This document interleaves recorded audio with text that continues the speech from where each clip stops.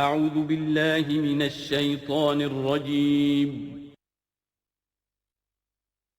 بسم اللہ الرحمن الرحیم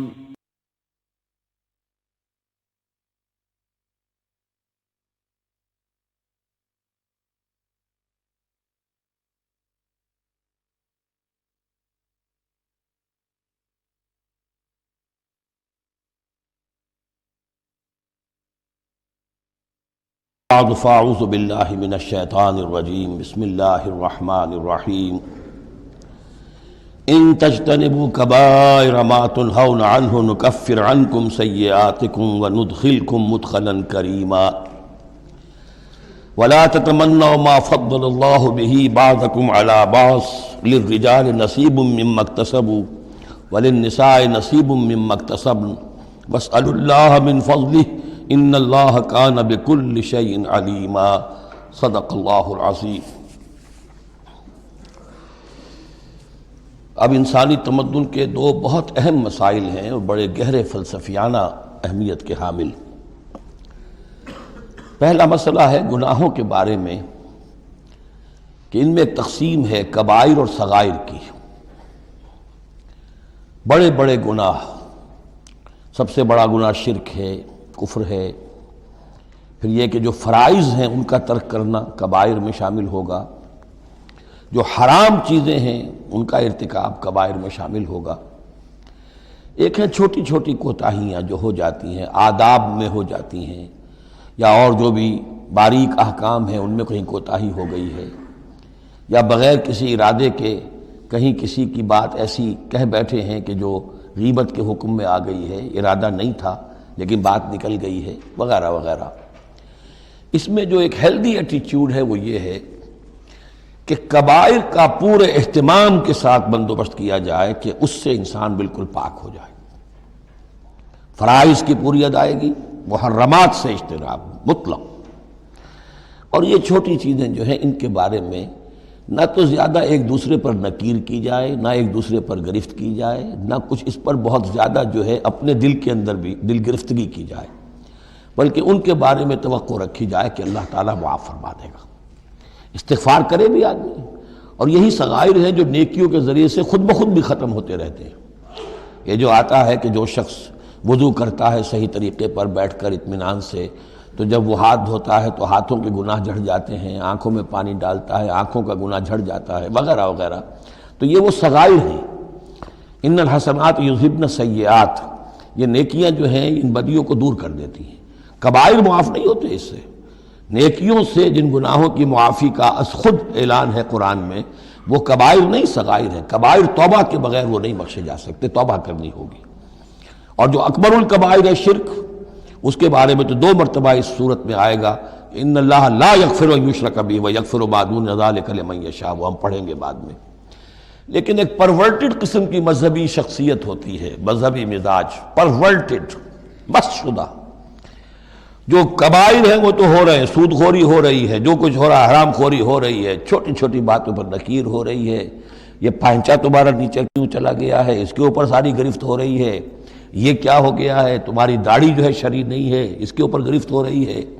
یہ چیزیں جو ہیں دس از پرورشن، یہ مذہب کو مست کر دینے والی بات ہے۔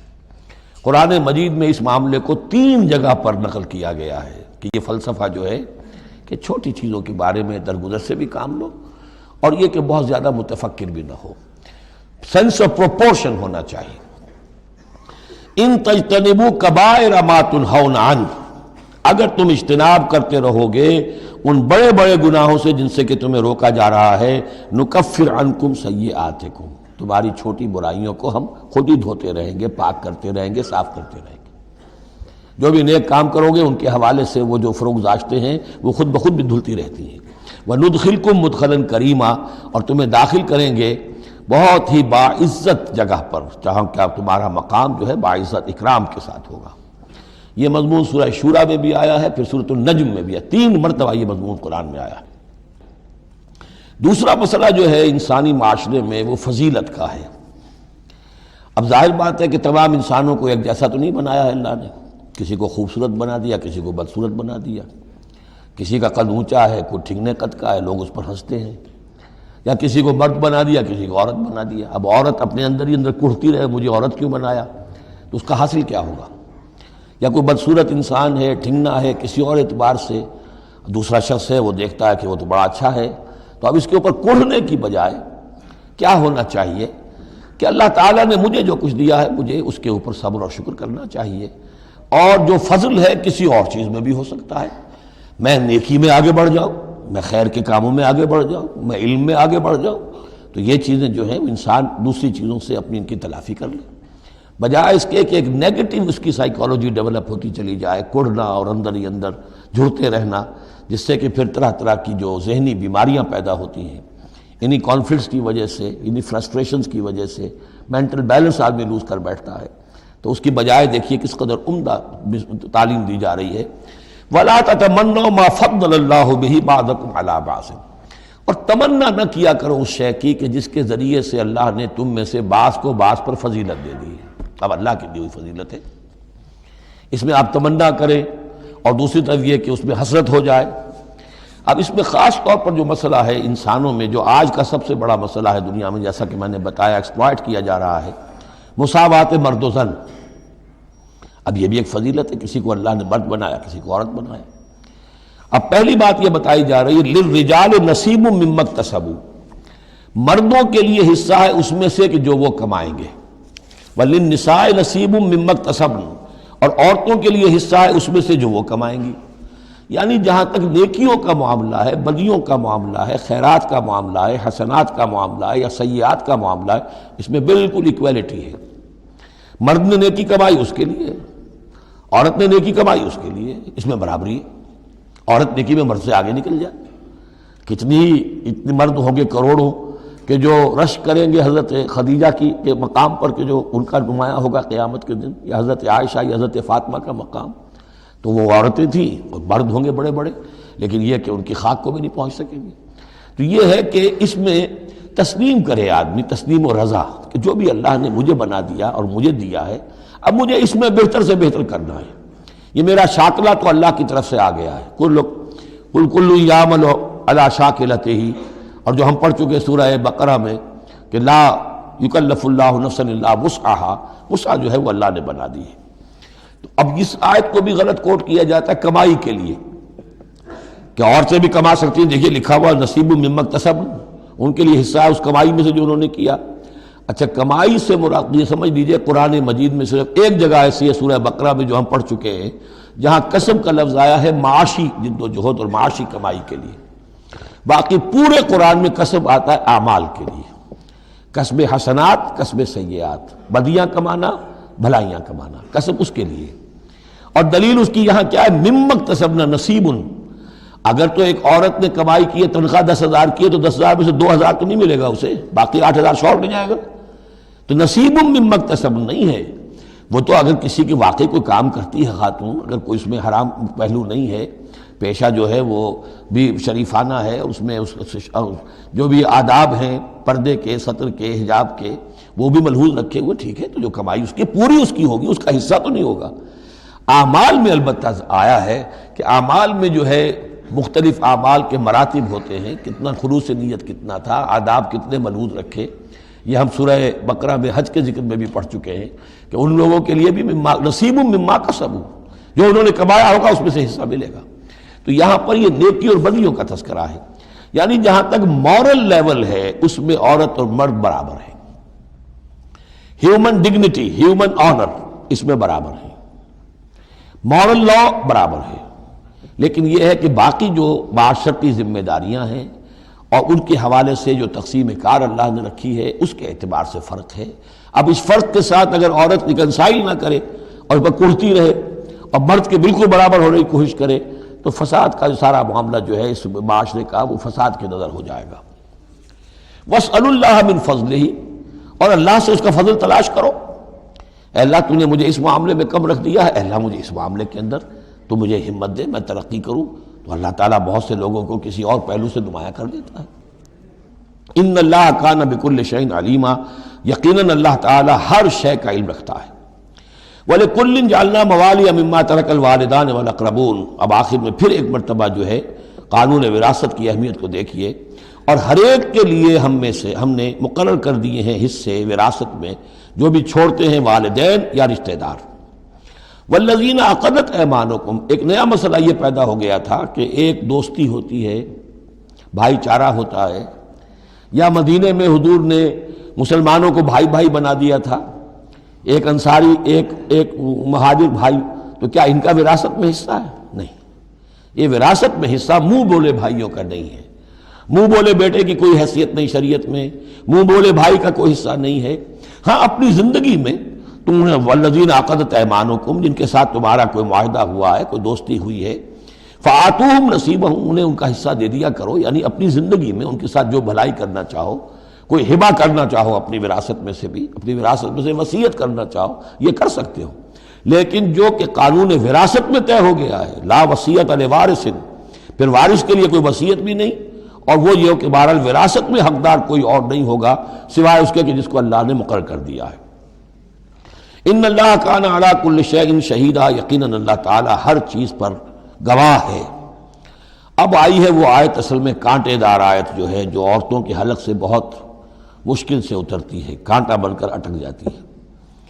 الرجال قوامون علی النساء، یہ تمہید تھی ساری، ایک سورہ بقرہ میں تمہید آ چکی تھی، علیہن لہن مثل الذی علیہن بالمعروف وللرجال علیہن درجہ، یہ کہہ کے بات چھوڑ دی۔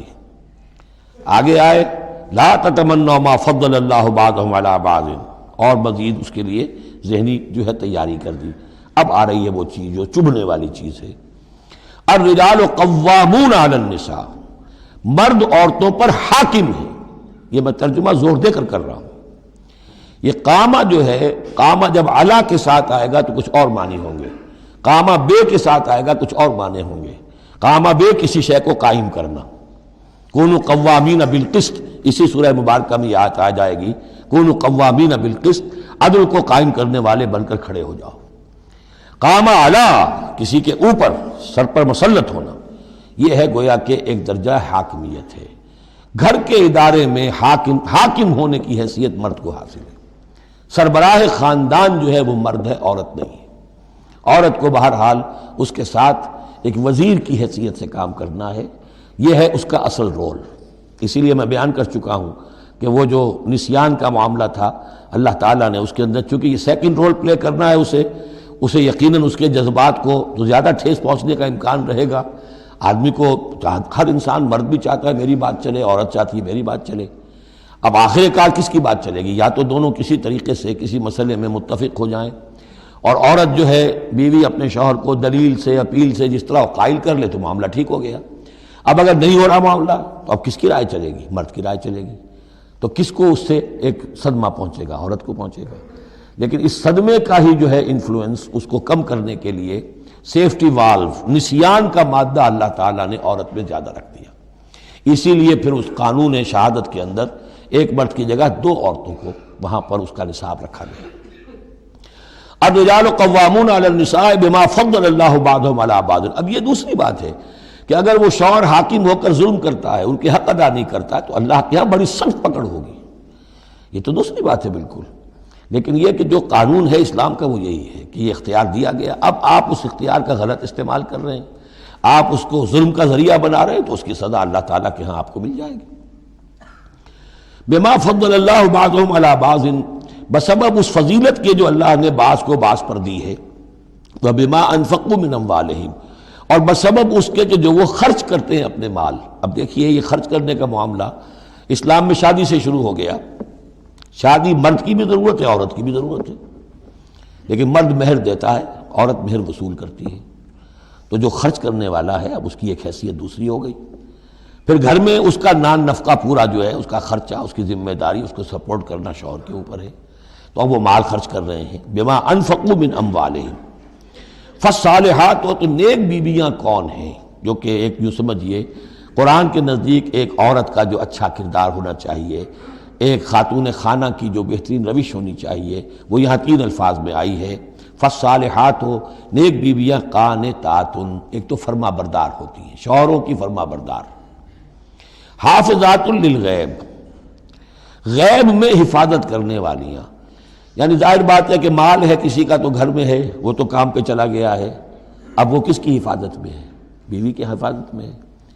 اسی طرح اب بیوی کی جو عصمت ہے وہ در حقیقت مرد کی عزت ہے، اب وہ اس کی عزت کی حفاظت کرے اس کی غیر موجودگی میں۔ اسی طرح مرد کے راز ہوتے ہیں، سب سے زیادہ بڑھ کر جو ہے رازدان وہ تو بیوی ہوتی ہے۔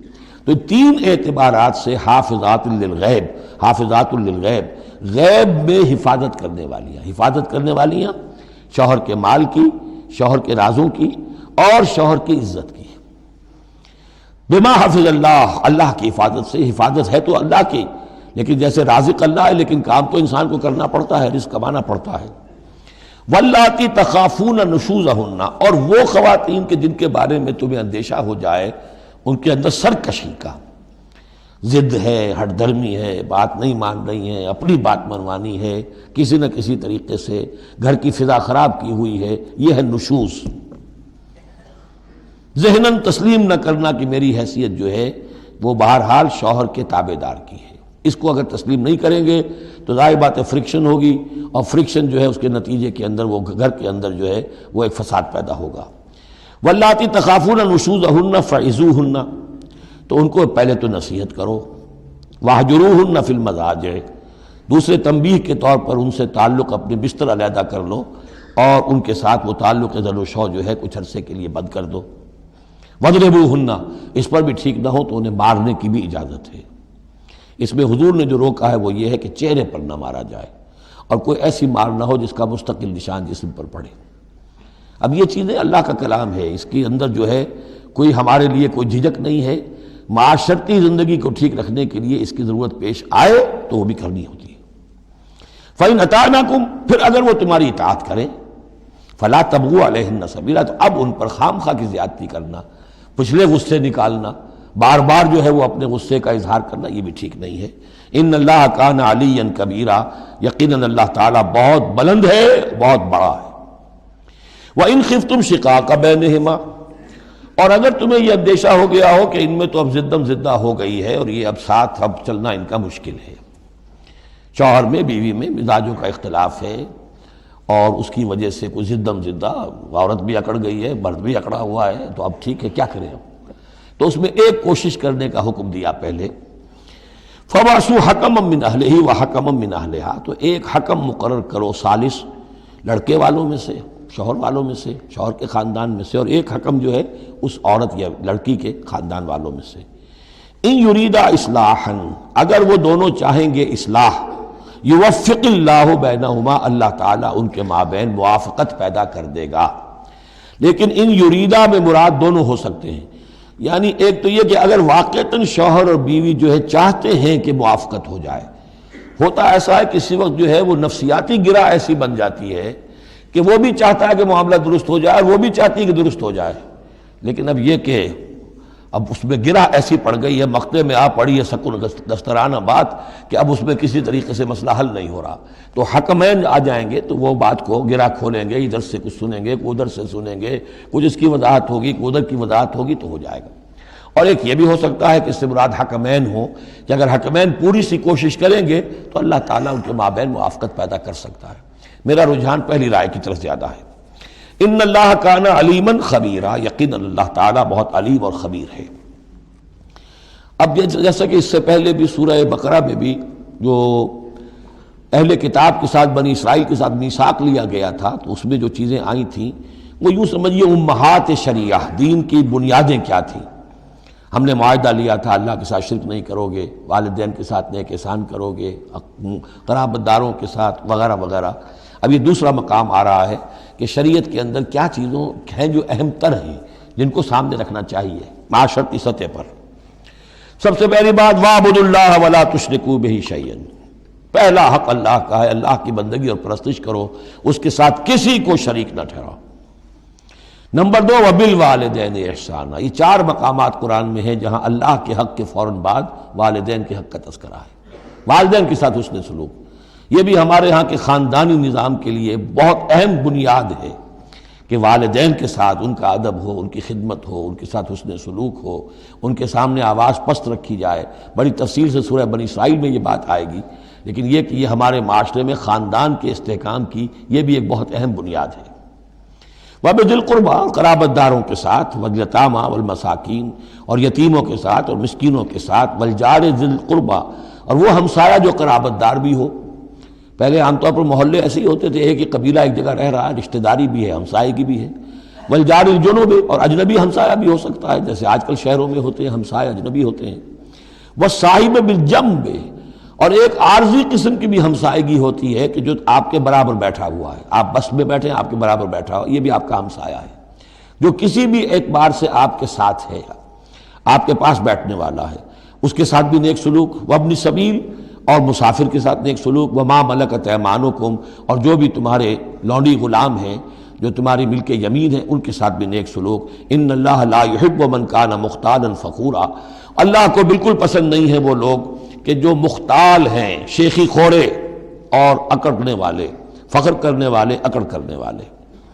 الذین یبخلون ویامرون الناس بالبخل، جن میں یہ شیخی خوری ہوتی ہے، اکڑ ہوتی ہے، پھر وہ بخیل بھی ہوتے ہیں، اس لیے کہ عام طور پر تو انہیں اپنا جو تکبر ہوتا ہے وہ دولت کے برابر ہوتا ہے، انہیں معلوم ہے ہمارے پاس دولت ہے، تو ظاہر بات ہے دولت اگر وہ خرچ کر دیں گے اور دولت جو ہے نہیں رہے گی تو عزت نہیں رہے گی۔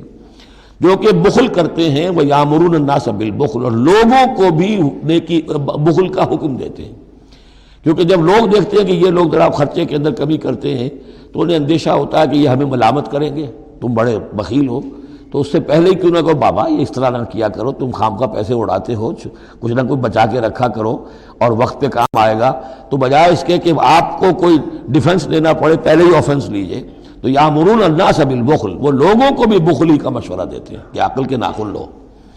وَيَكْتُمُونَ مَا آتَاهُمُ اللَّهُ مِنْ فَضْلِهِ، اور وہ چھپاتے ہیں اس کو جو اللہ نے انہیں اپنے فضل میں سے دیا ہے۔ دولت ظاہر ہوگی تو کوئی سائل سوال کر بیٹھے گا، یعنی اچھا مسکین صورت بنائے رکھو کہ ان کے اوپر تو شاید خود 2 وقت کے فاقے ہیں، اب ان سے میں کیا ان کے سامنے ہاتھ دراز کروں۔ وَأَعْتَدْنَا لِلْكَافِرِينَ عَذَابًا مُهِينًا، اور ایسے کافروں کے لیے ہم نے بڑا اہانت آمیز عذاب تیار کر رکھا ہے۔ وَالَّذِينَ يُنْفِقُونَ أَمْوَالَهُمْ رِئَاءَ النَّاسِ، اور اس سے بھی آگے بڑھ کر وہ لوگ ہیں برائی کے اندر، شناعت کے اندر، کہ جو خرچ کرتے ہیں مال لوگوں کو دکھاوے کے لیے۔ وَلَا يُؤْمِنُونَ بِاللَّهِ وَلَا بِالْيَوْمِ الْآخِرِ، اور وہ حقیقت میں ایمان نہیں رکھتے نہ اللہ پر نہ یوم آخر پر۔ وَمَن يَكُنِ الشَّيْطَانُ لَهُ قَرِينًا فَسَاءَ قَرِينًا، تو ایسے لوگ گویا کہ شیطان کے ساتھی ہیں، تو جن کا ساتھی شیطان ہو گیا ہو تو وہ تو بہت ہی برا ساتھی ہے۔ ماذا وماذا علیہم، کیا ہو جاتا ان پر، کیا قیامت ٹوٹ پڑتی ان پر۔ لو آمنوا باللہ والیوم الآخر، اگر وہ ایمان ہی لے آتے سچے دل سے، صدق دل سے اللہ پر اور یوم آخر پر۔ وانفقوا مما رزقہم اللہ، اور خرچ کرتے کھلے دل کے ساتھ اس میں سے جو اللہ نے انہیں دیا ہے۔ وکان اللہ بہم علیما، اور اللہ تعالیٰ ان سے اچھی طرح واقف ہے۔ ان اللہ لا یظلم مثقال ذرۃ، یقیناً اللہ تعالیٰ کسی پر ذرے کے برابر بھی، ذرے کے ہم وزن بھی ظلم نہیں کرے گا۔ لا یظلم مثقال ذرۃ وَإِن تَكُ حَسَنَةً يُضَاعِفْهَا، اگر نیکی ہوگی وہ ذرہ عمل کا جو ہے نیکی کا ہے، اس سے دگنا کرے گا، بڑھائے گا، بڑھوتری کرے گا۔ وَيُؤْتِ مِن لَّدُنْهُ، نہ صرف اس کو بڑھا کر دے گا واپس بلکہ اور اپنے پاس سے یؤتِ مِن لَّدُنْهُ أَجْرًا عَظِیمًا، خاص اپنے خزانے فضل سے مزید بہت بڑا اجر دے گا۔ اب یہ آیت جو آ رہی ہے، آیت نمبر 41 سورہ مبارکہ کی، یہ بڑی اہم ہے، یہ وہ شہادت علی الناس سے متعلق ہے جو سورہ بقرہ میں جو مضمون آیا تھا کہ اے مسلمانوں تمہیں اب شہداء علی الناس بنایا گیا، جیسے کہ نبی تم پر شہید تھے یا نبی نے تم پر شہادت دی ہے۔ نبی قیامت کے دن کھڑے ہو کر کہیں گے اے اللہ میرے پاس جو دین آیا تھا میں نے انہیں پہنچا دیا تھا، اب یہ ذمہ دار ہیں، they are responsible for their attitude and conduct.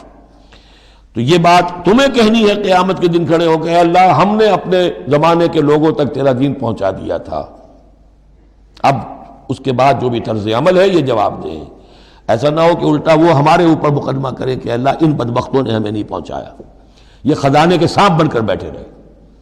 تو یہ تو ایک رخ ہے اس کا، لیکن یہ کہ جس کے ذمے یہ ڈیوٹی لگ گئی ہو، واقعہ یہ ہے کہ اس کے لیے تو ایک بہت بھاری یوں سمجھیے کہ بوجھ ہے اس پر۔ اب اس کا جو ہے نقشہ کھینچا جا رہا ہے قیامت کے دن کیا ہوگا۔ فَكَيْفَ إِذَا جِئْنَا مِن كُلِّ أُمَّةٍ بِشَهِيدٍ، تو کیا ہوگا اس دن، کیا صورتحال ہوگی جس دن کہ ہم ہر امت میں سے ایک شہید کھڑا کریں گے۔ کون؟ ان کا نبی اور رسول، جس نے ان کو دعوت پہنچا دی۔ وَجِئْنَا بِكَ عَلَىٰ هَٰؤُلَاءِ شَهِيدًا، اور اے نبی آپ کو ہم لائیں گے ان پر گواہ بنا کر، یعنی آپ کو کھڑے ہو کر کہنا ہوگا، جس کو کہ ہمارے تصور میں کہتے ہیں، ہمارے اصطلاح میں پروزیکیوشن وٹنس۔ عدالت خدا بندی کا پروزیکیوشن وٹنس کون ہے؟ نمبر 1 پروزیکیوٹر کون ہے؟ نبی۔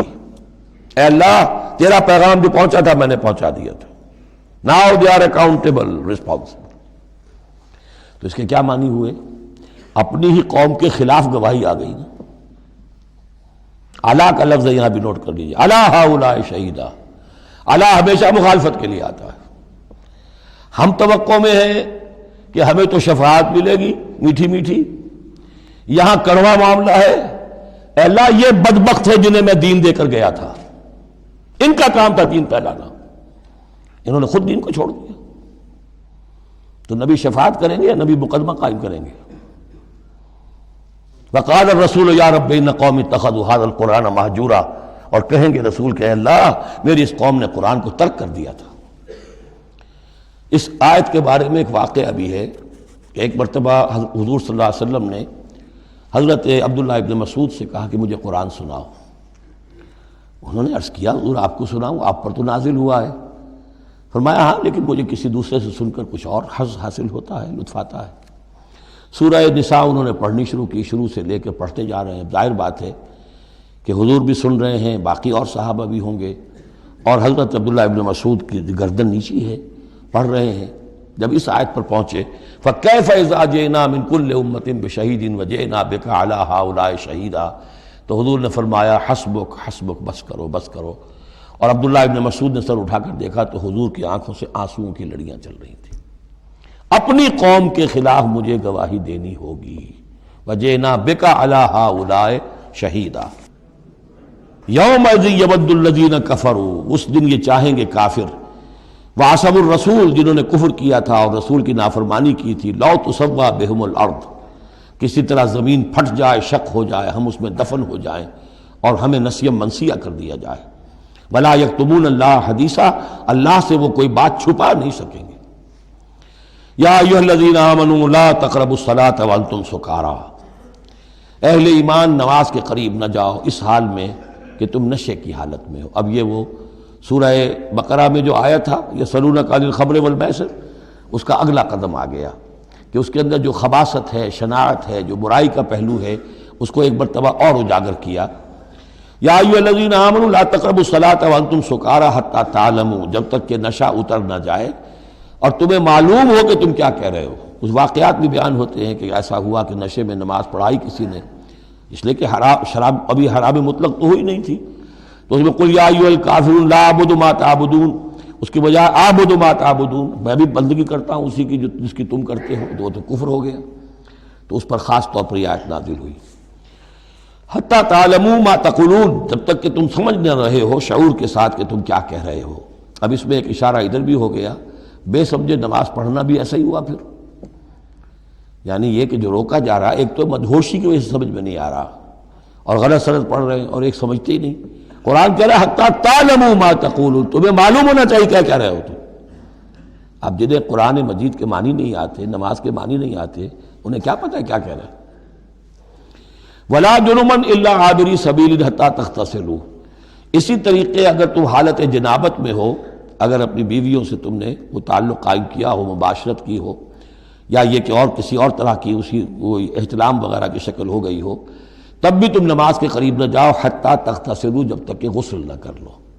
الا عابری سبیل، اس کے بارے میں بہت سے قول ہیں، لیکن یہ رائے یہ جو آگے بات بیان ہو رہی ہے اس میں آ جائے گا کہ ہاں سفر کی حالت میں اس غسل کی پابندی پر جو ہے وہ نرمی کی گئی ہے اور اس میں تیمم کی اجازت دی گئی ہے۔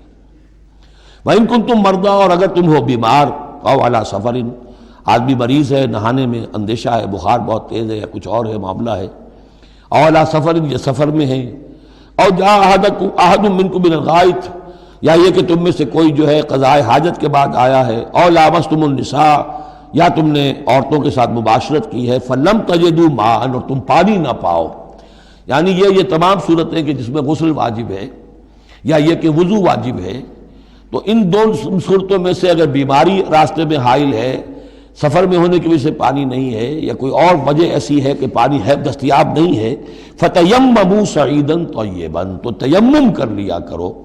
لیکن تیمم کا جیسا کہ ہم پہلے پڑھ چکے ہیں، میں نے بتایا تھا کہ قصد کرنا تیمم. فَتَيَمَّمُوا صَعِيدًا طَيِّبًا، پاک مٹی کا اس کا قصد کرو. فَامْسَحُوا بِوُجُوهِكُمْ وَأَيْدِيكُمْ، اور پھر اپنے چہروں کو اور اپنے ہاتھوں کو اس سے مسح کر لو، بل لو. ان اللہ کان عفوا غفورا، یقیناً اللہ تعالی عفو ہے، بہت معاف کرنے والا. اب یہاں تک تو یہ سلسلہ آپ نے دیکھ لیا. 43 آیات ہیں کہ جن میں وہی انداز ہے سورہ بقرہ کے، شریعت کے احکام مختلف گوشوں میں مختلف پہلوؤں سے. عبادات کے ضمن میں تیمم آ گیا، اسی طریقے سے وراثت کا قانون آ گیا، اور جو جنسی انارکی ہے معاشرے میں نہ پیدا ہونے پائے، ڈسپلن ہو، ضبط نفس ہو، ایک ستھرا معاشرہ ہو، اچھا ایک خاندانی نظام ہو، اس کے لیے کیا احکام ہیں وغیرہ وغیرہ. اب یہاں تھوڑا سا خطاب آ رہا ہے بہت مختصر اہل کتاب کے بارے میں. الم تر الی الذین اوتوا نصیبا من الکتاب، کیا تم نے دیکھا نہیں ان لوگوں کی جانب جنہیں حساب کتاب میں سے ایک حصہ دیا گیا تھا. والکتاب ایک حقیقت ہے جس میں سے ایک حصہ آیا تھا جس کا نام تورات تھا، اسی میں سے ایک حصہ اور آیا وہ انجیل ہے، اور پھر وہ کتاب ہر اعتبار سے قابل ہو کر نازل ہوئی قرآن کی شکل میں. یشترون الضلالۃ ویریدون ان تضلوا السبیل، وہ گمراہی خریدتے ہیں اور چاہتے ہیں کہ تم بھی گمراہ ہو جاؤ. یہ جیسے مشرکین مکہ کیا کرتے تھے کہ لوگ قرآن نہ سنیں تو کوئی گانے والی کوئی لے آیا تھا کہیں سے، تاکہ لوگ جو ہیں اس کے گانے سننے کے اندر ہی لگے رہیں اور حضور کی بات سنے کوئی نہ. اسی طریقے سے یہ مدینے کے اندر بھی اس قسم کے معاملات جو ہیں، یہ یہودی جو ہیں اس قسم کے، جو ہمارے ہاں یہ میچز ہو رہے ہیں اور معلوم ہوتا ہے کہ ٹی وی پر گویا کہ دنیا کی اہم ترین شے جو ہے وہ کرکٹ ہے اور ٹینس ہے اور وہ وہاں کی جو اور گیمز ہیں، اور پاگل ہوئی ہے دنیا اس کے اوپر، پاگل. اور شیطان کو چاہیے کیا؟ حقائق کی طرف نگاہ ہی نہ ہو. زندگی کس لیے ہے، جینا کاہے کے لیے ہے، موت ہے تو اس کے بعد کیا ہونا ہے، سوچنے کی ضرورت ہی نہ ہو. یا حیوان کیا کما رہا ہے یا کھا رہا ہے، اور یا پھر یہ اس طرح کے لہو و لعب کے اندر زندگی گزار رہا ہے. اللہ اللہ اور خیر صلی اللہ. تو جو خریدتے ہیں گمراہی، اس کے لیے بڑے بڑے نظام ہیں، بڑے بڑے ان لوگوں کے لیے جو ہیں انعامات ہوتے ہیں. آدمی کے ہوش ٹھکانے آ جاتے ہیں کہ ان پلیئرز کو کیا کیا کچھ ملتا ہے. وَيُرِيدُونَ أَن تَضِلُّوا السَّبِيلَ، وہ یہ چاہتے ہیں کہ تمہیں سیدھے راستے سے، راہ حق سے منحرف کر دیں. وَاللَّهُ أَعْلَمُ بِأَعْدَائِكُمْ، اللہ تمہارے دشمنوں سے خوب واقف ہے. وَكَفَى بِاللَّهِ وَلِيًّا، اور وہ کافی ہے تمہارے ولی اور پشت پناہ ہونے کی حیثیت سے. لیکن ظاہر بات ہے کہ تم اس کا کہنا مانو گے تب نا. وَكَفَى بِاللَّهِ نَصِيرًا، اور مددگار ہونے کے اعتبار سے بھی وہ کافی ہے. مِنَ الَّذِينَ هَادُوا يُحَرِّفُونَ الْكَلِمَ عَن مَّوَاضِعِهِ، ان یہودیوں میں سے ہی وہ لوگ ہیں کہ جو کلام کو اس کے اصل مقام سے پھیرتے ہیں. وَيَقُولُونَ سَمِعْنَا وَعَصَيْنَا، یہ ہم پڑھ چکے ہیں، کہتے ہیں ہم نے سنا اور ہم نے نہیں مانا. بظاہر یہ کہ سمعنا وَأَطَعْنَا کہہ رہے ہیں، حقیقت میں سمعنا وَعَصَيْنَا. وَاسْمَعْ غَيْرَ مُسْمَعٍ، اور وہ حضور سے یہ بھی کہتے تھے گستاخ ذرا سنیے، نہ سنا جائے، نہ سنے. یہ چپکے سے کہہ دیا کہ ہمیں کوئی آپ کو سنانا بھی مطلوب نہیں ہے خاص. وَاسْمَعْ غَيْرَ مُسْمَعٍ وَرَاعِنًا لَيًّا بِأَلْسِنَتِهِمْ، اور رائنا کو رائینا کہہ دیا ہے ہمارے چرواہے. بِأَلْسِنَتِهِمْ، اپنی لین اپنی زبانوں کو موڑ کر. وَطَعْنًا فِي الدِّينِ، اور دین میں طعن کرنے کے لیے، عیب لگانے کے لیے. وَلَوْ أَنَّهُمْ قَالُوا، اگر وہ یہ کہتے سمعنا وَأَطَعْنَا، ہم نے سنا اور مانا. وَاسْمَعْ وَانظُرْنَا، اور آپ ہماری بھی بات ذرا سن لیجئے اور ذرا ہمیں مہلت دیجئے. لَكَانَ خَيْرًا لَهُمْ وَأَقْوَمَ، یہ ان کے لیے کہیں بہتر ہوتا، بہت درست اور سیدھی بات ہوتی. وَلَكِنْ لَعَنَهُمُ اللَّهُ بِكُفْرِهِمْ، لیکن اللہ نے تو ان کے کفر کی وجہ سے ان پر لعنت کر دی ہے. فَلَا يُؤْمِنُونَ إِلَّا قَلِيلًا، تو اب وہ ایمان لانے والے نہیں ہیں مگر شاذ کوئی. یا ایھا الذین اوتوا الکتاب آمنوا بما نزلنا مصدقا لما معکم. اب یہاں پر اس لعنت و ملامت کے ساتھ ہی وہ دعوت بھی ہے. یہاں پہ جو چیزیں ملی ہوئی ہیں، جیسے کہ ہم نے دیکھا سورہ بقرہ اور آل عمران میں، وہ علیحدہ علیحدہ مقامات تھے. اے وہ لوگوں جنہیں کتاب دی گئی تھی، اوتوا الکتاب آمنوا بما نزلنا، ایمان لاؤ اس پر کہ جو ہم نے نازل کیا ہے. مصدقا لما معکم، اس جو کہ تصدیق کرتے ہوئے آیا ہے اس کی جو تمہارے پاس ہے. من قبل ان نطمس وجوہا، اس سے پہلے کہ ہم چہروں کو مٹا دیں۔ اس کا مطلب کیا ہے کہ چہروں پر جو نشان ہیں کوئی ایک ہاتھ پھرے کہ کوئی نشان باقی نہ، اسپاٹ ہو جائے۔ فنردھا علی ادبارہا، پھر ان کو ان کی پیٹھوں کی طرف موڑ دیں، چہرہ پیچھے اور گدی سامنے۔ جیسے کہ اصحاب سبت کے ساتھ ان کو بندر بنا دیا یا انہیں خنزیر کی شکل بنا دی، تو فرمایا اور نلعنہم کما لعنا اصحاب السبت، یا ہم ان پر وہ لعنت کر دیں جو اصحاب سبت پر ہم نے کی تھی۔ یہ تفصیل آئے گی سورہ اعراف میں، لیکن واقعہ اجمالاً جو ہے سورہ بقرہ میں آ چکا ہے۔ وَكَانَ أَمْرُ اللَّهِ مَفْعُولًا، تو اس سے پہلے پہلے تم ایمان لے آؤ، ورنہ اللہ کا معاملہ جو ہے وہ تو ہو کر رہنا ہے۔ ان اللہ لا یغفر ان یشرک بہ، پہلی مرتبہ بھی آیت یہاں آ گئی۔ یقیناً اللہ اسے ہرگز نہیں بخشے گا کہ اس کے ساتھ شرک کیا جائے۔ وَيَغْفِرُ مَا دُونَ ذَلِكَ لِمَن يَشَاءُ، ہاں اس سے کم تر جو کچھ ہوگا جس کے لیے چاہے گا بخش دے گا۔ یہ بھی کھلا لائسنس نہیں ہے کہ آپ سمجھے باقی سب گناہ معاف ہو ہی جائیں گے، لیکن اس کی امید دلائی ہے کہ اللہ تعالیٰ باقی تمام گناہوں کے بغیر توبہ کے بھی معاف کرنے کا ایک امکان دے رہا ہے، لیکن یہ شرک جو ہے اس کے معاف ہونے کا کوئی امکان نہیں۔ وَمَن يُشْرِكْ بِاللَّهِ فَقَدِ افْتَرَىٰ اِثْمًا عَظِيمًا، اور جو اللہ تعالیٰ کے ساتھ شرک کرتا ہے اس نے تو بہت بڑا طوفان باندھا ہے۔ اللہ تو ایک اللہ ہے، اس کے ساتھ جس کا بھی آپ تذکرہ کرتے ہیں جھوٹ ہے، افتراء ہے، بہتان ہے، اور اس کے سوا کچھ نہیں۔ أَلَمْ تَرَ إِلَى الَّذِينَ يُزَكُّونَ أَنفُسَهُمْ، کیا تم نے دیکھا نہیں ان لوگوں کو جو اپنے آپ کو بہت اعلیٰ سمجھتے ہیں، پاک سمجھتے ہیں۔ یہ وہی جو فلسفہ میں بیان کر چکا ہوں کہ یہ یہودی سمجھتے ہیں کہ we are the chosen people of the lord. سورہ مائدہ میں آ جائے گا نحن ابناء اللہ واحباؤہ، ہم تو اللہ کے بیٹوں کی طرح ہیں، بلکہ اس کے بہت ہی چہیتے ہیں، لاڈلے ہیں۔ اور دوسرے جو ہیں گوئمز اور جینٹائلز، یہ تو دیکھنے میں انسان نظر آتے ہیں، حقیقت میں حیوان ہیں، گندے لوگ ہیں۔ ان کو تو جس طرح کھاؤ، لوٹو، گھسوٹو، ان کو جس طریقے سے دھوکہ دو، ان کو بائی ہوک بائی کروک جو بھی ان سے استحصال ہو، جس طرح بھی کر سکو کرو۔ ان کے بارے میں تو لیس علینا فی الامیین سبیل، ان کے بارے میں ہم پر کوئی گرفت ہے ہی نہیں، ہم سے کوئی محاسبہ ہوگا ہی نہیں۔ جیسے ہرن ہے، پھر رہا ہے، آپ نے شکار کیا، کھا لیا، کون پوچھے گا آپ سے؟ اسی طرح یہ انسان نما حیوان ہے، جو چاہو کرو ان کے ساتھ۔ بل اللہ یزکی من یشاء، یہ تو اللہ تعالیٰ ہی پاک کرتا ہے جس کو چاہتا ہے۔ ولا یظلمون فتیلا، یہ تمہارے کہنے سے تم پاک نہیں ہو جاؤ گے، اونچے نہیں ہو جاؤ گے، اعلیٰ عرفہ نہیں ہو جاؤ گے۔ ہاں کہ ظلم نہیں کیا جائے گا ان پر کچھ بھی، فتیل کے برابر بھی۔ دھاگا، فتیل اصل میں کہتے ہیں کہ جو آپ نے دیکھا ہوگا آج کل تو کھجوریں کھاتے ہیں تو کھجور کی گٹھلی کے ساتھ ایک چھوٹا سا دھاگا لگا ہوتا ہے کہ جس سے بقیہ کھجور کے ساتھ اس کا تعلق ہوتا ہے، وہ گٹھلی کی ناف کے ساتھ سمجھ لیجئے، وہ فتیل ہے۔ اب ظاہر بات ہے کہ اس زمانے میں جو چھوٹی سی چھوٹی چیزیں لوگوں کے مشاہدے میں آتی تھیں تو کسی چیز کے چھوٹے ہونے کے لیے مثال وہیں سے دی جا سکتی تھی۔ انظر کیف یفترون علی اللہ الکذب، دیکھو کیسے یہ لوگ اللہ پر جھوٹ باندھ رہے ہیں۔ وکفیٰ بہ اسما مبینا، اور یہی گناہ کافی ہے، یعنی ان کی گرفت کے لیے اور ان کے عذاب دینے کے لیے یہی ایک بات کافی ہے جو انہوں نے گھڑ لی ہے۔ الم تر الی الذین اوتوا نصیبا من الکتاب، کیا تم نے دیکھا نہیں ان لوگوں کو جنہیں کتاب میں سے ایک حصہ دیا گیا تھا؟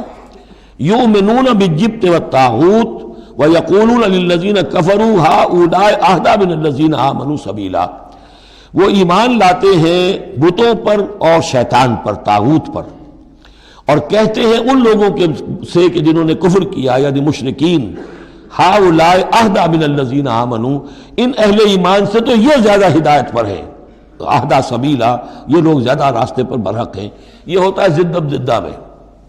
اب ظاہر بات ہے انہیں معلوم تھا کہ محمد اور ان کے ساتھی صلی اللہ علیہ وسلم ورضی اللہ عنہم وہ کن کن چیزوں میں ان سے مشابہ تھے۔ توحید ہے، ایمان بالآخرہ ہے، موسیٰ کے ماننے والے ہیں، تورات کے ماننے والے، لیکن جب زدم زدہ آتی ہے تو کہتے ہیں یہ مشرک بھی بہتر ہے ان مسلمانوں سے، تو ان کا دین بہتر ہے، یہ تو گویا کہ بالکل ہی کسی حیثیت ان کی ہے ہی نہیں۔ اور اس میں ظاہر بات ہے کچھ کہہ بیٹھتے ہوں گے ہاں جی آخر آپ کے بتوں میں بھی کچھ نہ کچھ تو ہے نا، لیکن یہ کہ یہ مسلمانوں کے پاس تو کچھ بھی نہیں، یہ تو سرے سے خالی۔ یؤمنون بالجبت والطاغوت ویقولون للذین کفروا ہؤلاء اہدی من الذین آمنوا سبیلا اولئک الذین لعنہم اللہ، یہ وہ لوگ ہیں جن پر اللہ نے لعنت فرما دی ہے۔ وَمَن يَلْعَنِ اللَّهُ فَلَن تَجِدَ لَهُ نَصِيرًا، اور جس کو اللہ ہی نے لعنت کر دی ہو اب تم اس کے لیے کوئی مددگار نہیں پاؤ گے۔ ام لہم نصیب من الملک، کیا ان کا کوئی حصہ ہے اختیار میں، بادشاہت میں؟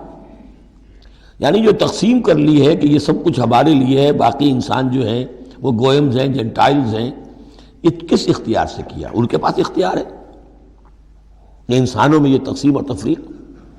ام لہم نصیب من الملک، بادشاہی جو ہے، مالک الملک اللہ ہے، کیا انہوں نے کوئی اختیار ان کو اس سے ملا ہوا ہے ان کے پاس؟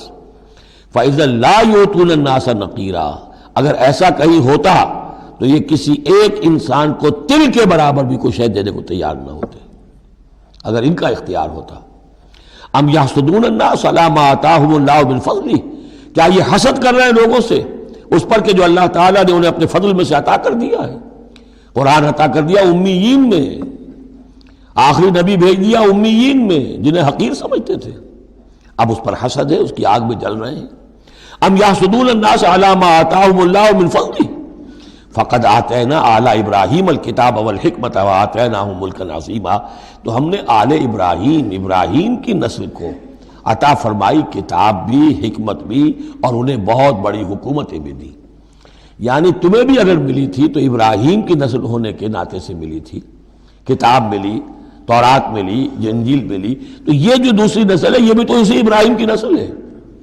آتینا آل ابراہیم الکتاب والحکمت، ہاں بنی اسرائیل کو کتاب علیحدہ ملی، حکمت علیحدہ ملی، تورات علیحدہ تھی، انجیل علیحدہ تھی، اور یہاں کتاب اور حکمت ایک ہی جگہ پر قرآن میں اللہ نے جمع کر دی ہے بتمام و کمال، اور ایک ہی جگہ پر جمع۔ وآتیناہ ملکا عظیما، تو جیسے ان کو ملک عظیم دیا تھا اب ہم ان مسلمانوں کو اس سے بڑا ملک دیں گے۔ یہ سورہ نور میں مضمون آئے گا، لَيَسْتَخْلِفَنَّهُمْ فِي الْأَرْضِ كَمَا اسْتَخْلَفَ الَّذِينَ مِن قَبْلِهِمْ، ہم لازماً ان اہل ایمان کو دنیا میں وہ حکومت اور خلافت عطا کریں گے جیسے پہلوں کو عطا کی تھی۔ فَمِنْهُمْ مَنْ آمَنَ بِهِ وَمِنْهُمْ مَنْ صَدَّ عَنْهُ، تو ان میں سے کوئی وہ بھی ہیں جو ایمان لے آئے ہیں یا لے آئیں گے، جن کے دلوں میں کچھ رمق ہے، اور ان میں وہ بھی ہیں جو رک گئے ہیں، کھڑے رہ گئے ہیں، ہٹ گئے ہیں۔ وَكَفَىٰ بِجَهَنَّمَ سَعِيرًا، اور ایسے لوگوں کے لیے ان کو پھونکنے کے لیے بڑکتی ہوئی آگ کافی ہے۔ ان الذین کفروا بآیاتنا سوف نصلیہم نارا، یقیناً وہ لوگ جو ہماری آیات کا کفر کریں گے ایک وقت آئے گا کہ ہم نصلیہم نارا، انہیں آگ میں جھونک دیں گے۔ کلما نضجت جلودہم بدلناہم جلودا غیرہا، جب بھی اور جیسے بھی ان کی کھالیں، جلدیں جھلس جائیں گی، جل جائیں گی، ہم انہیں نئی کھالیں دے دیں گے، نئی جلدیں دے دیں گے، لیذوقوا العذاب، تاکہ وہ عذاب کا مزہ چکھتے رہیں۔ اب یہ بھی ایک بہت بڑی میڈیکل حقیقت ہے کہ جو اصل حس ہے پین کی وہ کھال ہی میں ہے، اندر جو ہے چاہے وہ ہمارے مسلز ہیں ان کے اندر جلن کی ہوگی لیکن احساس نہیں ہوگا اس کا۔ اصل جو ہے احساس جلن کا، چٹکی ہے، کوئی اور تکلیف ہے، کانٹا چبھا ہے، اور یہ ساری چیزیں جو بھی ہیں اس کا سارا احساس جو ہے سینسیٹیو جو ہے وہ سکن ہے۔ تو سکن چونکہ ان کے لیے تکلیف کا موجب ہو رہی ہے، سکن جل گئی، اب انہیں نئی سکن دی جائے گی۔ بدلناہم جلودا غیرہا، اس کے سوا اور کھال دے دی جائے گی تاکہ وہ سوزش مسلسل رہے، وہ جلن کا احساس برقرار رہے، اس میں کمی نہ ہو۔ لیذوقوا العذاب، تاکہ وہ عذاب کا مزہ چکھتے رہیں۔ ان اللہ کان عزیزا حکیما، یقیناً اللہ تعالیٰ زبردست ہے، کمال حکمت والا۔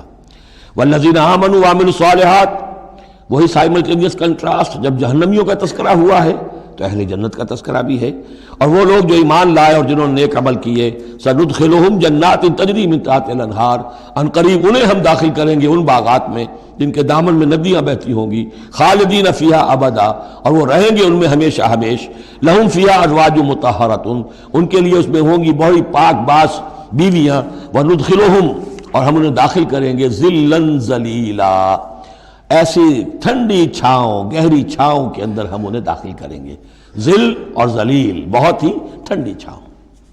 یہاں اب وہ ختم ہوا حصہ کہ جو اہل کتاب کی طرف روح سخن اور خطاب تھا، اب پھر مسلمانوں سے۔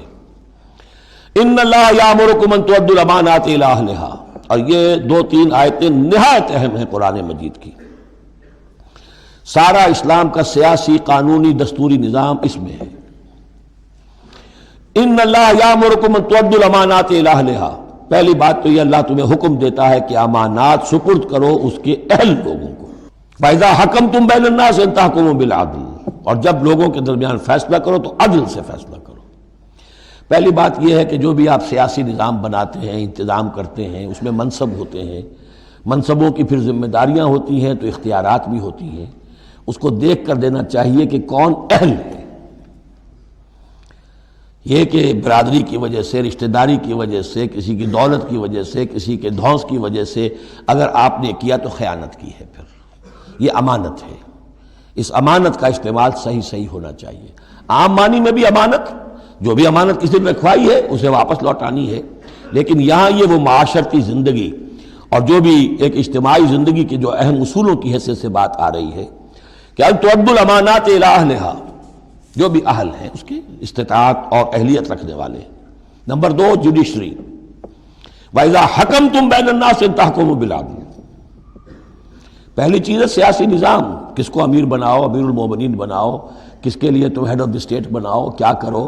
وہ تو جو بھی نظام ہوگا پہلے تو یہ کہ وہ اہلیت کی بنیاد پر ہو. نمبر 2 جوڈیشری جو ہے وہ مضبوط ہو. اذا حکمتم بین الناس ان تحکموا بالعدل، جب لوگوں کے مابین تم فیصلے کرو تو عدل کے ساتھ کرو. ان اللہ نعم ما یعظکم بہ، یقیناً اللہ تعالیٰ یہ بہت ہی اچھی نصیحتیں ہیں جو تمہیں کر رہا ہے. ان اللہ کان سمیعا بصیرا، یقیناً اللہ تعالیٰ سب کچھ سننے والا، دیکھنے والا ہے. اب تیسری ہے لیجسلیچر. آپ کو معلوم ہے یہ 3 پلرز ہیں ماڈرن سٹیٹ کے. چوتھا کہہ دیتے ہیں کہ پریس بھی چوتھا پلر ہے، یہ کہنے کی باتیں ہیں، اصل میں تو 3 ہی ہیں. لیجسلیچر، جوڈیشری اور انتظامیہ، ایگزیکٹو. ایگزیکٹو کی پہلی آیت آ گئی، جسے اختیار دینا ہے دیکھ لو کہ اہل ہے کہ نہیں. عدلیہ، اور اب تیسری بات لیجسلیچر. لیجسلیچر کے اصول کیا ہوں گے؟ یا ایھا الذین آمنوا اطیعوا اللہ واطیعوا الرسول، اے اہل ایمان اطاعت کرو اللہ کی اور اطاعت کرو رسول کی. یعنی کوئی قانون اللہ اور اس کے رسول کی منشا کے خلاف نہیں بنایا جا سکتا. یہ ہمارے دستور میں بھی لکھا ہوا ہے، no legislation can be done repugnant to the Quran and the Sunnah. لیکن یہ جو میں آج کل کہہ رہا ہوں کہ یہ منافقت کا پلندہ ہے کہ اس کی کوئی ضمانت نہیں، اس کی ایگزیکیوشن کی، امپلیمنٹیشن کی کوئی اسکیم موجود نہیں. لکھا ہوا ہے اوپر. اطیعوا اللہ واطیعوا الرسول، اللہ کے احکام اور رسول کے احکام، یہ 2 مستقل سورسز آف لا ہیں، مستقل سورسز آف لا. منکرین سنت کی یہاں نفی ہوتی ہے. وَأُولِي الْأَمْرِ مِنْكُمْ، اور اپنے میں سے اولو الامر کی بھی اطاعت کرو. لیکن یہاں جو عجیب بات ہے وہ یہ ہے کہ 3 کی اطاعت آئی، اللہ کی، رسول کی، اولی الامر کی. 2 کے لیے اطیعوا، تیسرے کے لیے نہیں ہے. یا تو یہ بھی ہو سکتا تھا کہ اطیعوا ایک مرتبہ آ جاتا اور تینوں کو کور کر جاتا. یا ایھا الذین آمنوا اطیعوا اللہ والرسول واولی الامر منکم، تینوں برابر ہو جاتے. یا اطیعوا تیسری مرتبہ بھی آتا، یا ایھا الذین آمنوا اطیعوا اللہ واطیعوا الرسول واطیعوا اولی الامر منکم. نہیں، 2 کے ساتھ ہے، تیسرے کے ساتھ نہیں. اولو الامر جو ہو ایک شرط واضح ہو گئی، تم میں سے ہونے چاہیے، مسلمان ہو. غیر مسلم کی حکومت کو ضمن ریکنسائل کرنا اللہ سے بغاوت ہے. ریکنسائل کرنا. اولو الامر منکم، مسلمان تو ہونا کم سے کم. البتہ یہ کہ ان کی اطاعت مستقل نہیں، دائم نہیں، انکنڈیشنل نہیں. اللہ کی اطاعت مطلق، absolute, unconditional, without any limits. رسول کی اطاعت absolute, unconditional, without any limit. لیکن اولو الامر کی اطاعت ہوگی اللہ اور اس کے رسول کی اطاعت کے تابع. جو حکم لائے اسے بتانا ہوگا میں کتاب و سنت سے کیسے اس کا استنباط کر رہا ہوں. وہ اسے ثابت کرنا ہوگا کہ یہ کتاب و سنت کے خلاف نہیں ہے، کم سے کم یہ ثابت کرنا ہوگا. یہ ہے فرق. اسی پر لیجسلیشن ہو سکتی ہے جدید، جتنی بھی مشینری ہے لیجسلیٹو، وہ کانگریس ہو، وہ پارلیمنٹ ہو، مجلس ملی ہو، قانون سازی کرو. ہاں ریپگننٹ ٹو دی قرآن اینڈ سنہ نہیں ہو سکتی، بات ختم ہو. فَإِن تَنَازَعْتُمْ فِي شَيْءٍ، پھر اگر تمہارا کسی معاملے میں جھگڑا ہو جائے. اولو الامر کہتا ہے میں تو اسے اسلام کے تقاضا صحیح سمجھتا ہوں، آپ سمجھتے ہیں نہیں تم غلط کہہ رہے ہو، کہاں جائیں اب. فردوہ الی اللہ والرسول، لوٹا دو اسے اللہ اور رسول کی طرف. یعنی اب یہ کہ جو بھی اپنی بات ثابت کرنا چاہتا ہے اسے اللہ اور اس کے رسول سے دلیل لانی پڑے گی. میری پسند، میرا خیال، میرا نظریہ نہیں، اللہ اور اس کے رسول کے بعد. اور اس میں یہ بات ماننی پڑے گی کہ ابھی یہاں ایک خلا ہے. وہ خلا یہ ہے کہ یہ فیصلہ کون کرے گا کہ اس کی رائے صحیح ہے یا اس کی رائے صحیح ہے. یہ ہے اصل میں آج کی ریاست میں آ کر وہ خلا پر ہو چکا ہے. یہ جوڈیشری کا کام ہے. لیکن جب کہ ابھی اسلامی ریاست قائم ہوئی ہے عرب میں حضور کے زمانے میں، ابھی یہ انسٹیٹیوشنز جو ہیں شروع میں پوری طریقے سے آئیڈینٹیفائڈ اور علیحدہ انسٹیٹیوشنز تھے ہی نہیں کہ یہ لیجسلیچر ہے، یہ جوڈیشری ہے، یہ ایگزیکٹو ہے. حضرت ابوبکر کے زمانے میں تو کوئی یعنی قاضی تھے ہی نہیں. حضرت عمر نے پہلے شعبہ قضا شروع کیا ہے. تو رفتہ انسٹیٹیوشن ڈیولپ ہوئے ہیں. لیکن اصول یہ ہے کہ دو کی اطاعت تو ہے قطعی اور لازمی، انکنڈیشنل ایبسولوٹ. تیسری اطاعت اس کے تابع ہوگی. فیصلہ کون کرے گا؟ جدید دور میں اس کا جو انسٹیٹیوشن ہے وہ عدلیہ ہے. وہاں ہر شخص جائے، اپنی دلیل دے، علماء جائیں، عوامی جائیں، جو چاہیں جائیں، سب ہو جو جا کر دلائل دیں، لیکن وہاں سے فیصلہ ہو جائے گا کہ واقعتاً یہ ریپگننٹ ہے یا نہیں. فَإِن تَنَازَعْتُمْ فِي شَيْءٍ فَرُدُّوهُ إِلَى اللَّهِ وَالرَّسُولِ إِن كُنتُمْ تُؤْمِنُونَ بِاللَّهِ وَالْيَوْمِ الْآخِرِ. یہ طرز عمل تمہیں اختیار کرنا چاہیے اگر تم واقعتاً اللہ پر اور یوم آخر پر ایمان رکھتے ہو. ذَلِكَ خَيْرٌ وَأَحْسَنُ تَأْوِيلًا. یقیناً یہ بہت ہی بہتر بھی ہے اور نتائج کے اعتبار سے بھی بہت ہی مفید ہے. أَلَمْ تَرَ إِلَى الَّذِينَ يَزْعُمُونَ أَنَّهُمْ آمَنُوا بِمَا أُنزِلَ إِلَيْكَ وَمَا أُنزِلَ مِن قَبْلِكَ. کیا تم نے غور نہیں کیا ان لوگوں کی طرف جن کا گمان تو یہ ہے اور دعویٰ تو یہ ہے کہ وہ ایمان لے آئے ہیں اس پر بھی کہ جو اے نبی آپ پر نازل کیا گیا اور اس پر بھی کہ جو آپ سے پہلے نازل کیا گیا، لیکن کرتے کیا ہیں؟ یریدون یتحاکموا الی الطاغوت. وہ چاہتے یہ ہیں کہ اپنے مقدمات کے فیصلے کروائیں طاغوتوں سے، یعنی ان سے جو اللہ اور اس کے رسول کی اطاعت نہیں کرتے. اگلی آیت پہلی جو تھی، جو اللہ اور اس کے رسول کی اطاعت پر کاربند ہو گیا وہ طاغوت سے خارج ہو گیا. جو اللہ اور اس کے رسول کی اطاعت کو قبول نہیں کرتا وہ طاغوت ہے، وہ طغا، وہ اپنے حد سے تجاوز کر گیا. تو گویا کہ غیر مسلم جو اللہ اور اس کے رسول کے احکام کا پابند نہیں وہ طاغوت ہے. یریدون ان یتحاکموا الی الطاغوت وقد امروا ان یکفروا بہ. وہ اپنے مقدمات لے کر جاتے ہیں طاغوت کے پاس حالانکہ انہیں حکم دیا گیا ہے کہ ان کا کفر کریں. یعنی ہوتا یہ تھا کہ مسلمان مدینے میں جو منافقین تھے وہ اپنے مقدمات بجائے اس کے کہ حضور کے پاس لائیں، جب یہ دیکھتے تھے کہ ہمارا پلہ گر رہا ہے، حضور کے پاس جائیں گے ہم تو حق کی بات ہوگی، انصاف کی بات ہوگی، تو چلو یہودیوں کی عدالت سے فیصلہ کروا لیں. ایک یہودی کا اور ایک مسلمان کا جھگڑا ہوا اور اس میں یہ مسئلہ اٹھ کھڑا ہوا. وہ یہودی کہتا تھا چلو محمد کے پاس صلی اللہ علیہ وسلم، اس لیے کہ اسے بھی یقین تھا کہ میں حق پر ہوں. یہ مسلمان جو منافق تھا یہ کہتا تھا نہیں چلو تمہارے پاس کعب ابن اشرف کے پاس چلو، اس سے معاملہ طے کرواؤ. بہرحال اس کے بعد ہوا یہ کہ حضور کے پاس وہ یہودی لے آیا، حضور نے فیصلہ کر دیا اس کے خلاف. اب اس نے کہا اچھا چلو دیکھو آپ بھی عمر سے اور بات کرتے ہیں. حضرت عمر سے آ کے بات کی، امید کی کہ شاید وہ جب میرا لحاظ زیادہ کریں، میں مسلمان ہوں. وہ یہودی نے بتا دیا حضور تو یہ فیصلہ کر چکے میرے حق میں اور یہ پھر یہ یہاں آیا ہے. انہوں نے آؤ دیکھا نہ تاؤ تلوار لی اور گردن اڑا دی کہ جو محمد کے فیصلے پر راضی نہیں اور مجھ سے فیصلہ کروانا چاہتا ہے اس کا فیصلہ یہ ہے. اس پر واویلا مچایا، آئے چیختے چلاتے ہوئے اس کے گھر والے، اس کے اہل و عیال کہ ہم تو بس یہ چاہتے تھے کہ کچھ مصالحت ہو جاتی، آپ نے فیصلہ دے دیا تھا تو کوئی مصالحت ہو جاتی تو اچھا تھا، راضی نامہ ہو جاتا، اس لیے گئے تھے. وہ واقعہ ہے جو بیان ہو رہا ہے. وَيُرِيدُ الشَّيْطَانُ أَن يُضِلَّهُمْ ضَلَالًا بَعِيدًا. شیطان چاہتا ہے کہ انہیں گمراہ کر دے، بہت دور کی گمراہی میں ڈال دے. وَإِذَا قِيلَ لَهُمْ تَعَالَوْا إِلَىٰ مَا أَنزَلَ اللَّهُ وَإِلَى الرَّسُولِ. اور جب ان سے کہا جاتا ہے کہ آؤ اس چیز کی طرف جو اللہ نے نازل فرمائی اور آؤ رسول کے پاس چلو، مقدمہ طے کراؤ. رَأَيْتَ الْمُنَافِقِينَ يَصُدُّونَ عَنْكَ صُدُودًا.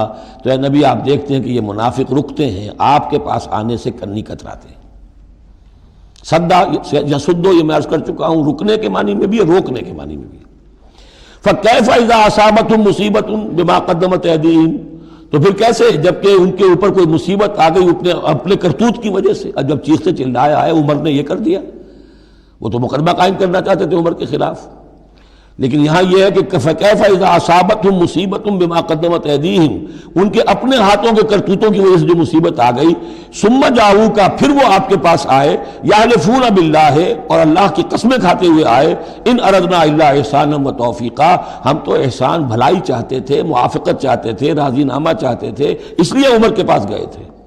اولئک الذین یعلم اللہ ما فی قلوبہم، یہ وہ لوگ ہیں کہ جو کچھ ان کے دلوں میں اللہ اسے جانتا ہے۔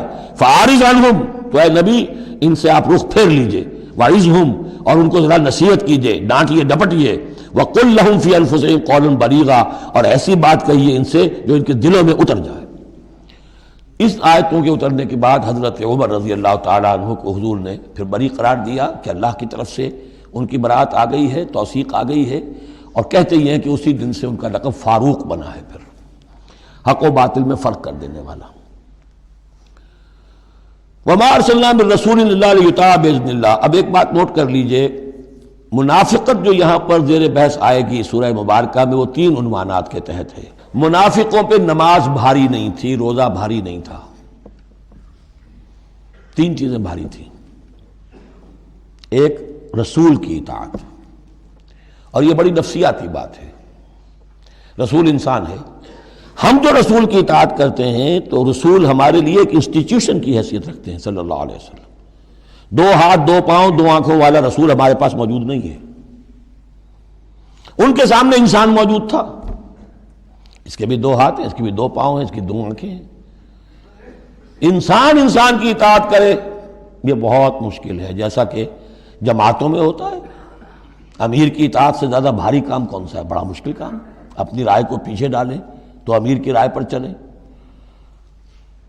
ایک تو ان کے جس کے دل میں یقین تھا کہ یہ محمد صلی اللہ علیہ وسلم، یہ محمد ابن عبداللہ تو ہیں جنہیں ہم دیکھ رہے ہیں، لیکن حقیقتاً میں جو ایمان لایا ہوں وہ محمد الرسول اللہ پر لایا ہوں کہ اللہ کے رسول ہیں، تب تو بات ہو جائے۔ لیکن جن کے دلوں میں یہ یقین نہیں تھا یا کمزور تھا، ان کے لیے حضور کی شخصی اطاعت بڑی بھاری تھی، بڑی کٹھن تھی۔ یہ بعض مواقع پر وہ کہتے تھے کہ یہ جو کچھ کہہ رہے ہیں اپنے پاس سے کہہ رہے ہیں، کیوں نہیں سورت نازل ہو جاتی، کیوں نہیں آیت نازل ہو جاتی؟ اور سورہ محمد اسی انداز میں نازل ہوئی ہے کہ پھر اللہ نے کہا اچھا لو پھر یہ آیت ہم نازل کر دیتے ہیں قتال کی۔ وہ یہ کہتے تھے یہ محمد نے خود اپنی طرف سے اقدام کر دیا ہے۔ دوسری چیز جو کٹھن تھی وہ تو کٹھن ہے قتال، اللہ کی راہ میں جنگ کے لیے نکلنا، خطرہ ہے، مرحلہ سخت ہے اور جان عزیز۔ اور تیسری چیز ہجرت۔ اب ہجرت میں منافقین مدینہ نہیں، منافق جو اور تھے گردا گرد کے اور مکے میں جو تھے ان کا ذکر آئے گا اب آگے۔ گھر بار چھوڑ کر، خاندان والوں کو چھوڑ کر نکل جانا آسان کام نہیں۔ اب سب سے پہلے اطاعت رسول، اس کی کیا اہمیت ہے۔ وما ارسلنا من رسول الا لیطاع باذن اللہ، تو ہم نے نہیں بھیجا کسی رسول کو مگر اس لیے کہ اس کی اطاعت کی جائے اللہ کے حکم سے۔ وَلَوْ أَنَّهُمْ ظَلَمُوا أَنفُسَهُمْ، اور اگر انہوں نے جب اپنے اوپر ظلم کیا تھا، انفسہم جاؤ کا، اگر وہ آتے اے نبی آپ کے پاس، فاستغفروا اللہ، اور اللہ سے بھی استغفار کرتے، واستغفر لهم الرسول، اور رسول بھی ان کے لیے استغفار کرتے اللہ سے، لوجدوا اللہ توابا رحیما، تو وہ پاتے کہ اللہ تعالیٰ تو توبہ کا قبول فرمانے والا اور رحیم ہے۔ فلا وربک لا یؤمنون، تو نہیں، تیرے رب کی قسم، یہ ہرگز مومن نہیں ہو سکتے، حتیٰ یحکموک فیما شجر بینہم، جب تک کہ یہ آپ کو حکم نہ مانے ان تمام معاملات میں جو ان کے مابین پیدا ہو جائیں۔ کوئی چوائس نہیں ہے، جو بھی جھگڑا ہے، جو اختلاف ہے، جو بھی مسئلہ ہے، اس میں آپ کو حکم اگر نہیں مانتے تو تیرے رب کی قسم یہ مومن نہیں ہے۔ یہ انداز دیکھیے، اس کا جلال دیکھیے۔ فلا وربک لا یؤمنون حتی یحکموک فیما شجر بینہم ثم لا یجدوا فی انفسہم حرجا مما قضیت، اور پھر یہ کہ جو فیصلہ آپ کر دیں اس پر اپنے دل میں تنگی محسوس نہ کریں۔ اگر قبول بھی کر لیا لیکن کدورت کے ساتھ کیا، دل میں تنگی کے ساتھ کیا، تب بھی مومن نہیں ہے۔ وَيُسَلِّمُوا تَسْلِيمًا، اور سر تسلیم خم کریں جیسے کہ سر تسلیم خم کرنے کا حق ہے۔ بارک اللہ لی ولکم فی القرآن العظیم ونفعنی وإیاکم بالآیات والذکر الحکیم۔